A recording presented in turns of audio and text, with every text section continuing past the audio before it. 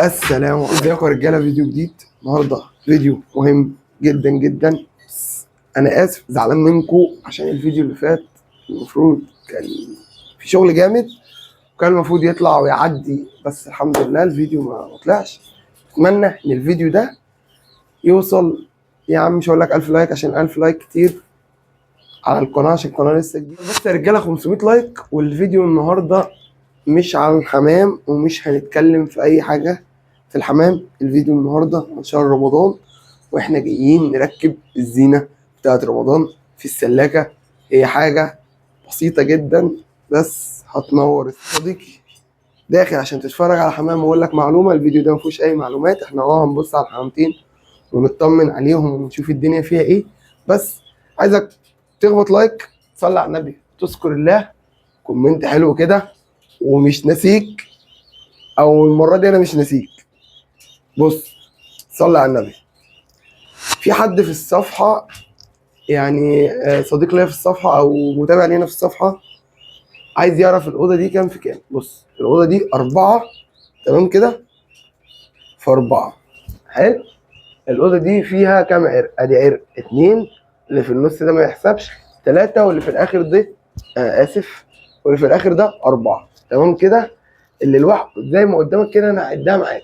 تعالى خلينا ايه نبدا. بص، ادي 1 2 3 4 5 6 7 8 9 10 11 12 13 14 15 16 17 18 19 20 21 22 23 24 25 26 27 28 29 30 لوح. اللوح بيفصل في النص هنا كده عند الحته دي، تمام كده؟ في النص بالظبط، يعني تقريبا اللوح 2 متر، 2 متر 10، 2 متر 20 كده، تمام كده؟ يبقى انا جاوبتك اهو وما نسيتكش.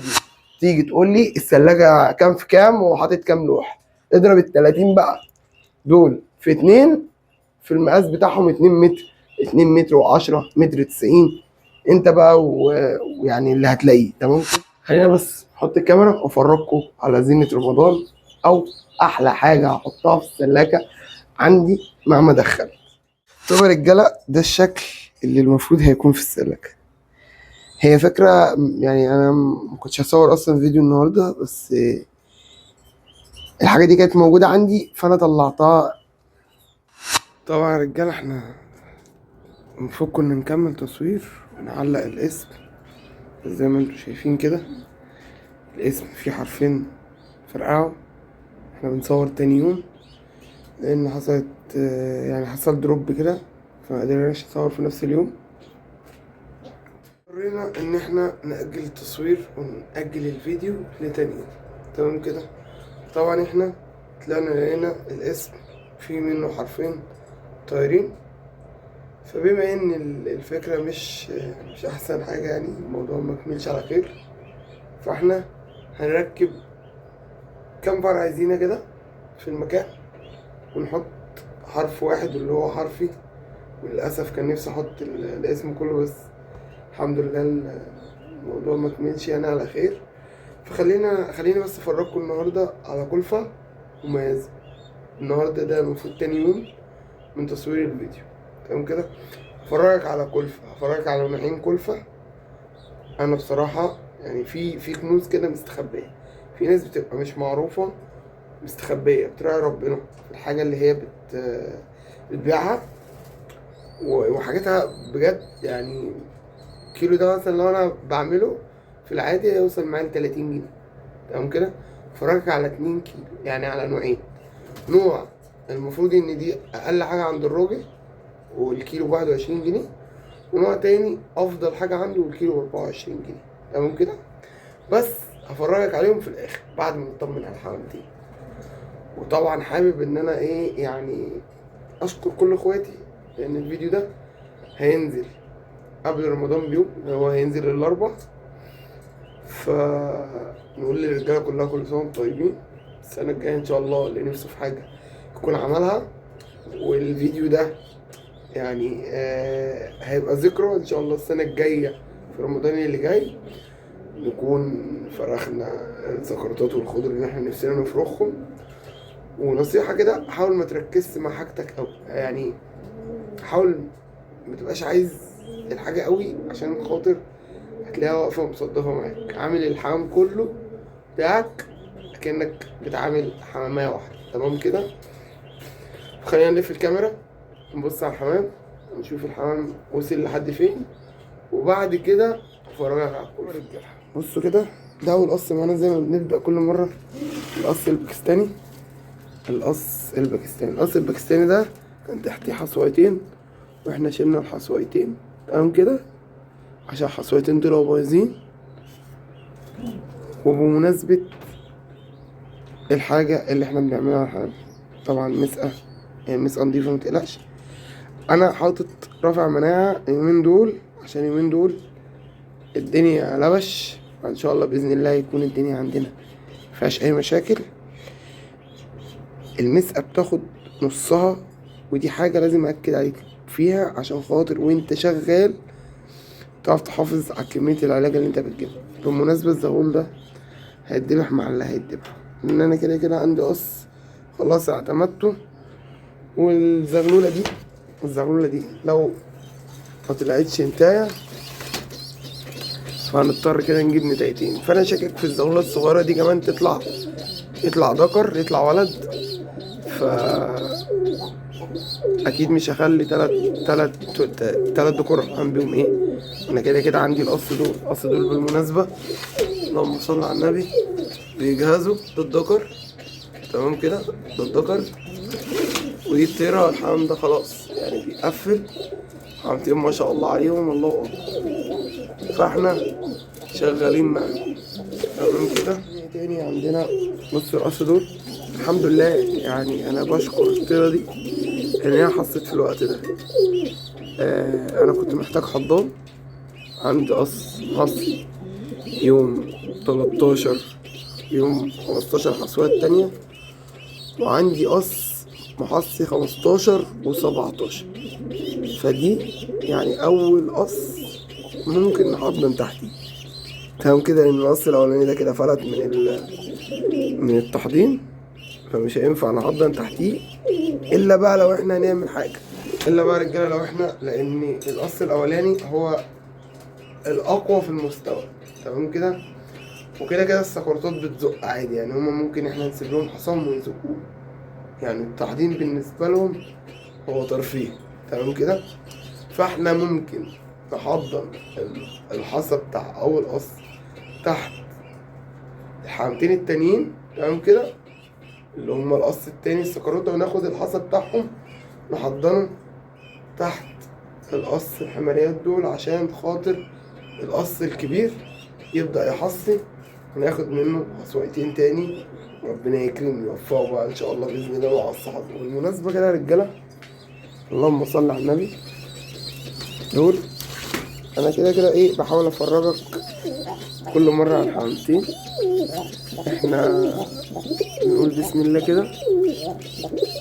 الذكر ده بتاع الدكتور محمود، ودول اول زغلولتين منه، وللاسف الزغاليل دي برضو فاتني ان انا ادبر، تمام كده. فدول بسم الله ما شاء الله، المفروض ان الطير على حصى، فربنا يكرم ويحصوا او يأخروا بقى لو أخروا، عشان انا لقيت الخضر امبارح، فربنا يكرم. وايه برضو نلاقي قص تحضير.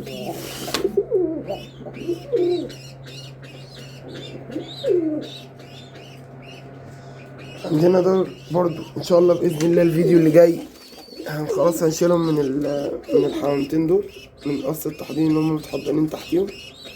بس ما شاء الله، الله اكبر. بص الزغلول بيلعب معايا، بص اللهم صل على النبي. طبعا بعتذر ان انا في بقيه الفيديو نسيت المايك لتاني مره، فربنا ان شاء الله يبارك ونحل المشكله دي. عندنا ايه تاني يا باشا؟ بص دول برضو هيتقطفوا الفيديو اللي جاي. في حاجات هتتقطف وتتذبح، وفي حاجات هتتقطف وهنخليها. يعني القص الحماريات دول تحت دول احنا هنخليهم، الزاويتين اللي فوقيهم برضو احنا هنخلي. تمام كده. عندنا ايه تاني؟ عندنا بقى الأمورة دي ملك الجمال السلاكة. الوشقية الجميلة دي، الوشقية الجميلة دي أنا بالنسبة لي هي فرخ الموسم. هي أحلى حمامية فرختها الفترة دي وأنا حبيتها. يعني أنا وهي ما شاء الله. بص الدكر رخم، تحب تصور؟ تعالى يا ريس، تعالى خش. الحمامية دي أنا حبيتها، فربنا يبارك لي فيها إن شاء الله واقدر احافظ عليها، لان الحاجة اللي انت بتبقى حاببها هي اكتر حاجة بتتعب او اكتر حاجة بيحصل فيها مشاكل. فان شاء الله ربنا يبارك وما يحصلش فيها مشاكل. تمام كده. دول برضو اللهم بارك على السكين، دول برضو هيتذبحوا واغلبية النتي ان شاء الله باذن الله على حسب. ربنا يبارك لنا ان شاء الله، يبارك للجميع ونقدر نخلص الشغل مع الحمامتين الفترة دي. تمام كده. فاحنا على قد ما بنقدر بنشتغل مع الحمامتين. في ناس تقول ما تقول لي انا كاسلام انت بتشتغل بزياده او اهتمامك الزايد ده هو اللي مخلي الحمامتين الوزار ما يشتغلوش. اهملهم شويه وهم يشتغلوا عادي، بس انا مش عارف اعمل معاهم كده. فهم كده كده موجودين ان شاء الله باذن الله هيتفرخوا. بالمناسبة احنا جبنا حمامتين جداد بس مش هيظهروا معانا دلوقتي. هما حمامتين حاجة كده لروقان البال، فان شاء الله بإذن الله تشوفون الفيديو اللي جاي. وان شاء الله بإذن الله تركيب الزينة بقى هيبقى الفيديو اللي جاي، عشان خاطر احنا الفيديو ده هيبقى طويل مننا جامد. فاحنا هنتفرج على الكلفة واقول لك سعرها واقول لك الراجل منين، وان شاء الله نروح نصور معاه في اقرب وقت. بص يا رجاله، عايزك تسمي الله وتذكر الله. كده اللي انا بوريهولك ده اقسم بالله يعني بالنسبه لنا معجزه ان الراجل بيعرف يبيع ده ب21 جنيه الكيلو من الكلفه دي. 21 جنيه فيها قرطه، فاهمني؟ فولة كويسة، فولة نظيفة، ذرة كويسة، صفرة كويسة. يعني الكلفة دي بالنسبة لي أنا كنت بكلفها بعملها من بره بحوالي 25 جنيه. تمام كده. تمام كده يا رجالة. فاللي أنا بوريهولك ده يعني أنا كنت بعمله أحسن من كده سيكة بسيطة، وكان اللهم صل على النبي ب25 جنيه ب26 جنيه بيقف عليا. فالموضوع بالنسبه لي انا كنت يعني انا ممكن اشتغل بدي عادي، فاهمني؟ دي اخف حاجه عند الراجل. تعالى افرجك بقى على ايه، على الحلويات يا باشا. دي بالنسبه لي سوبر السوبر. تمام كده. كلفه زي ما انت عايز تقول قول. هي فيها ما شاء الله ذرة بيضة، اسف، فيها ما شاء الله بسلة بيضة، فيها عدس، فيها قمح، فيها شعير، فيها ذرة صفرة، فيها ذرة حمرا، فيها بسلة خضرا، فيها لب زيتي، فيها اللهم صل على النبي بذور طاقة. يعني بص اللهم صل على النبي اللهم بارك، حاجة فوق الخيال. الكيلو من دي يا معلم، الكيلو من دي 24 جنيه الكيلو من الكلفة اللي انت شايفها دي 24 جنيه. وانا بصراحة انا بحيي الراجل ده، وان شاء الله باذن الله في اقرب وقت نصور معاه وربنا يبارك له في حلاله طالما بيراعي ربنا في حاجة الناس. بيكسب بس ما يعني زي ما بيقول اكسب قليل تبيع كتير تكسب اكتر. فالراجل ده هو تقريبا ماشي بالمثل دوت. الكلفة دي بالنسبة لي انا كاسلام الكلفة دي 10/10 بالنسبة لي. هي فيها نسبة بروتين عالية جدا جدا جدا، وهتفيدك لو انت راجل بتفرخ. لو انت بتفرخ حمامتين كويسين، بتفرخ حمامتين للاكل، الكلفة دي هتفيدك جدا جدا جدا ان شاء الله باذن الله. في اقرب وقت نروح نصور عنده. كان معكم اخوكم اسلام ابو كنده من مكانكم من سلكتكم.